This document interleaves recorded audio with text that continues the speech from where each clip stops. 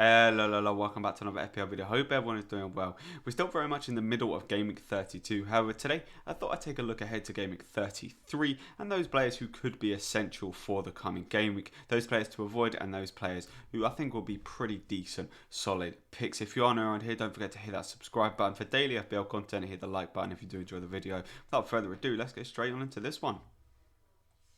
So, first things first, the players to avoid, or the teams to avoid. Spurs and Manchester City both do not play in this game week, so you should be avoiding those players basically. Southampton and Fulham also do not play. However, I put Spurs and Manchester City in here because their players are going to be kind of more highly owned for this game week. Firstly, Spurs. Now, with the likes of Spurs, the main guys you're really going to be owning from Spurs are Harry Kane and Son. So those are avoided for this week's, but I would not be transferring them out. Maybe you can think about going Son to maybe Salah. That is the only move I'd probably make there. And if you've got the likes of Lloris, just bench him. And the other players, like for example Lucas Moura, any of the defenders that you've brought in for Spurs that could be good to get rid of those. Then Manchester City, I do think if you have Manchester City assets, it's time to get them gone. Manchester City are still in the Cups, they're still in the Champions League. There's just been so much rotation, even for the likes of Ruben Dias. I think it's time to go just because of the rotation that he has seen as well. However, with Manchester City, if they do lose against Aston Villa, they are only 5 points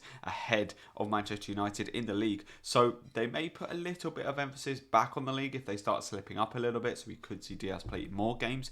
But for now, I do think that it's time to get rid of Manchester City assets. And the final avoid there is Rudiger for Chelsea. I do think the time has passed to be hopping on the Chelsea assets that defensively have been really good under Tuchel, but over the last couple of game weeks, not so great. And I think with the fixtures that Chelsea have got coming up throughout the rest of the season and this game against West Ham have been scoring plenty of goals and are really, to be fair to them, gunning for that Champions League spot. I just think for Chelsea assets, the time has gone, as I say, and I would be avoiding them. For me, not necessarily at all costs, but they are still avoid. Then moving on to the solid picks, and I couldn't, fit all the solid picks in here because there are plenty of them this week, but the ones I've gone for are Ollie Watkins playing against West Brom. We've got Trossard playing at Sheffield United and Traore playing against Burnley. Now for Ollie Watkins, although West Brom, to be fair to them, have been scoring a fair few goals of late, I do think that Watkins can score some goals in this game, and to be fair to him, has been scoring goals of late and has been picking up the bonus points as well. Trossard for me would be more of a 1 week punt against a Sheffield United side who've just been really poor throughout the season,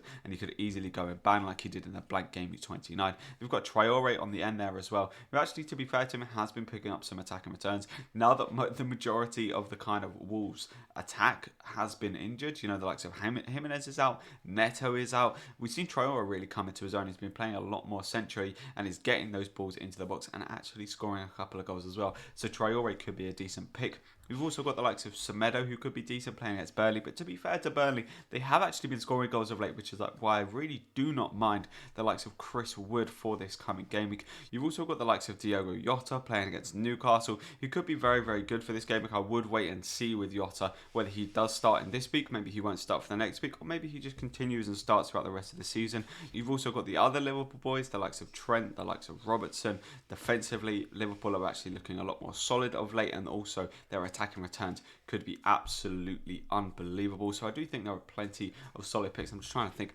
are there any other players? I mean, the likes of Luke Shaw against Leeds could be very good, or just any other kind of Manchester United attacker. Greenwood had a really, really good game against Burnley, picking up a brace, and we're starting to see Paul Pogba come into the fray as well, picking up some attacking returns, getting some assists, even now having a couple of goals here and there. So Paul Pogba definitely could be one to look out for as well. But generally, there are a lot of good solid picks you can pick for this game, especially if you are on a free hit. If you're looking more kind of long term, I think the likes of Ollie Watkins will last you for a bit longer.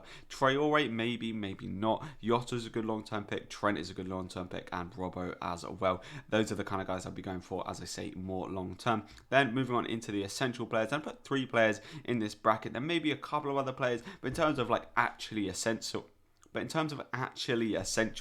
Fernandes is in there because of the ownership of late. He hasn't actually been picking up too many attacking returns, unfortunately. He did have some good opportunities in the Burnley game, which he just completely wasted. So he is actually getting in front of the goals, and expected returns are still there. He's just not putting the ball in the back of the net. So Bruno Fernandes against Leeds against Leeds could well be essential. Leeds with one of the highest expected goals against so far this season, and Manchester United absolutely smashed Leeds the last time they played. I remember McTominay scored a brace within the first 2 minutes, so I do think this game could be a big one for Bruno Fernandes and for Manchester United. And if you don't own him, you could very much be stuck behind the sofa for the majority of that game. But then we've also got Salah, and I think most people are kind of deciding between who to go for, Salah or Bruno, or just sticking or swapping from one to the other. The main swap I'm seeing is from Bruno to Salah, and I think rightfully so, because Salah has picked up a couple of returns of late in the past couple of games. He's a very good captaincy option for this game at home to Newcastle. We all do know that Salah loves a goal at Anfield, although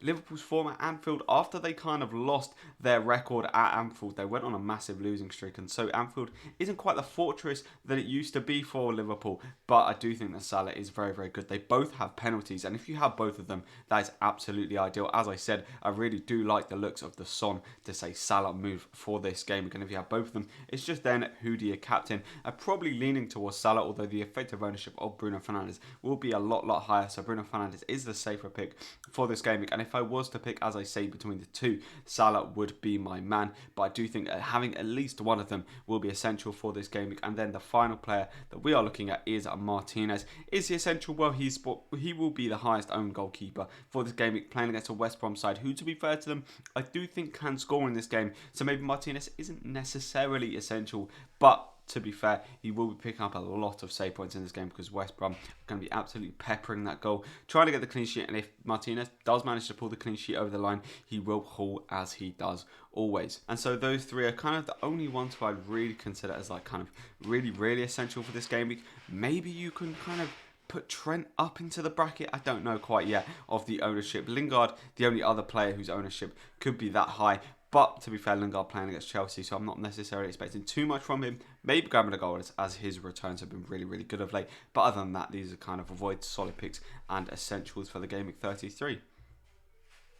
So if you have enjoyed this quick little look at the essential plays for the upcoming Game Week 33, please don't forget to hit that like button. Let me know down in the comments down below, any plans you have for the blank Game Week. And don't forget to hit that subscribe button if you are new around here, and I'll catch you in the next one. See ya.